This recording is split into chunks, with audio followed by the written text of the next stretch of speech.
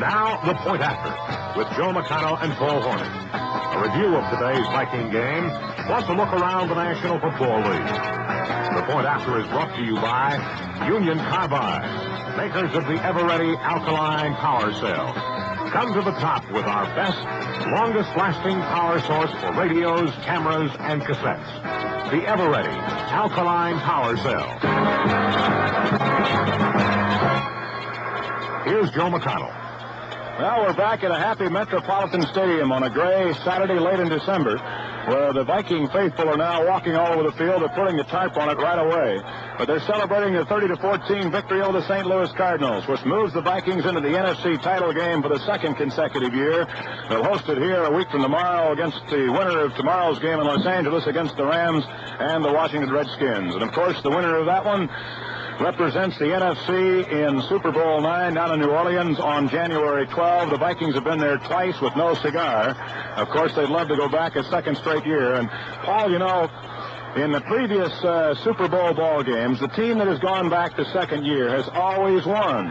And the Vikings themselves said that after last year, they really had no way of knowing just what it was going to entail, all the hoopla and everything, plus the 2-week layoff prior to a Super Bowl game, and they felt that the circus atmosphere down there might have made a big difference in their game, and this ball club is very anxious to go back and try to redeem themselves.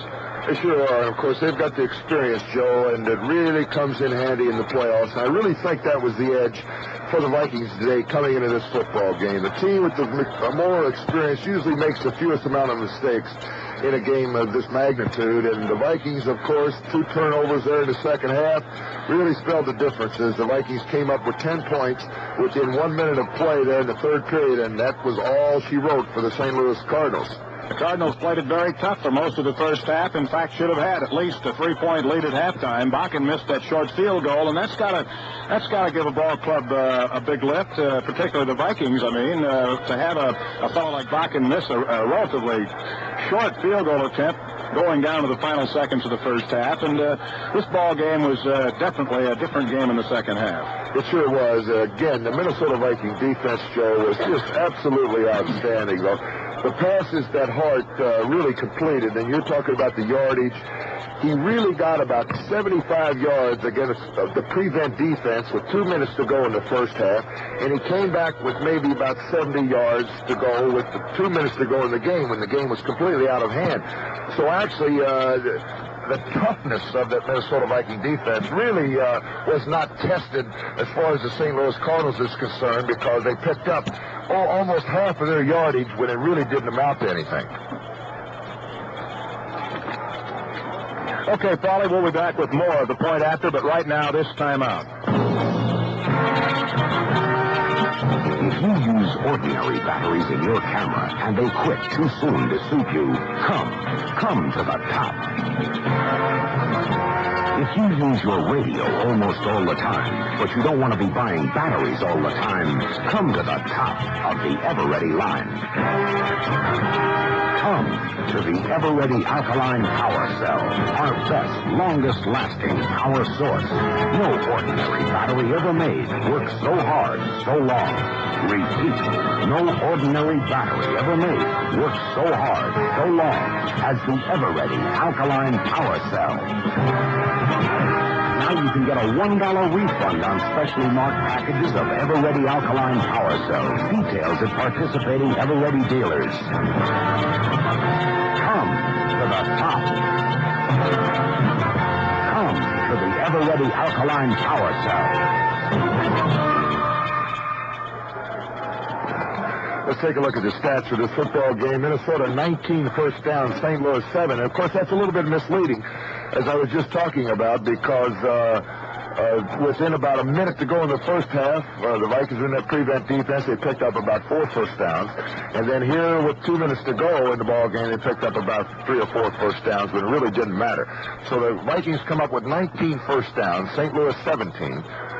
Running the football up front, the blocking was magnificent today for the Minnesota Vikings. They picked up 199 yards rushing on 42 attempts.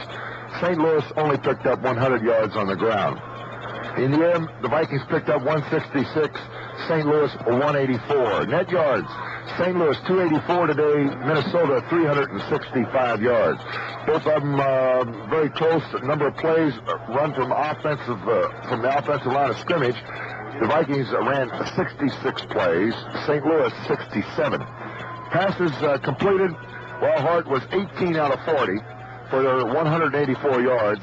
Tarkenton 13 out of 23 for 166 and 2 touchdown passes. Hart had 1 touchdown pass, a 13-yard toss in the first half to Early Thomas.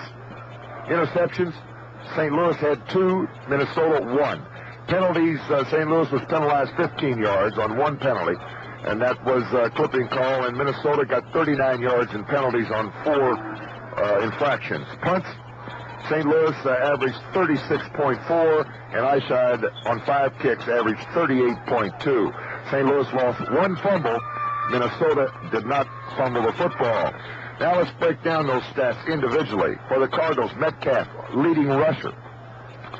He got 58 yards on 15 attempts, and his longest run was 13 yards. He got 11-yard touchdown run right at the end of the ball game. Otis, the fullback, 32 yards on 8 carries. His longest run was 12 yards. Willard carried the ball once for no gain. Hart, 18 out of 40, as I said, for 185 and 1 interception. Thomas caught 7 for 76, 1 touchdown. Smith only caught 1 pass today, and I really think that as far as the game plan, this really hurt the St. Louis Cardinal passing attack. You've got to go to your tight end a lot against that Minnesota zone, and Smith, who had an outstanding day against the Vikings in St. Louis on that Monday Night Football game, only caught 1 pass today for 5 yards. Gray caught 4 for 62. He also dropped 3 or 4. Hammond caught 1 for 11 yards. Metcalf caught 4 for 41, his longest being 28 yards there in the second half. On the other side of the ledger, Chuck Foreman, an outstanding day. 110 yards rushing on 22 attempts. His longest run, 14 yards, and he got his touchdown, the last touchdown the Vikings scored, a 3-yard burst over the left side. Ozzie, another outstanding day, 68 yards and 16 carries. His longest run was 12 yards. Tarkenton, 13 out of 23 for 168, 2 interceptions, and 2 touchdowns, both going to John Gilliam, and they were the only passes that Gilly caught today. He caught those 2 for 54 yards, 1 a 16-yard touchdown pass, and 1 a 38-yard bomb in the second half. Lasted was shut out today. It was very unusual because he's had an outstanding year, caught 32 passes on the season, but he was shut out today. Stu Voigt came up with 2 big catches for 25 yards. Foreman, as usual, the leading pass receiver for the Vikings, caught 5 for 54. Ozzie caught 4 for 37. So Foreman today offensively picked up 164 yards on offense. Ozzie picked up 105 yards. Ozzie had 68 yards rushing and 38 yards on pass receiving. So those 2 guys really had themselves quite a day. I thought that Tarkenton called an excellent game. He only had 2 interceptions. He came up with the big play when he needed it, and that has been his forte for many, many years.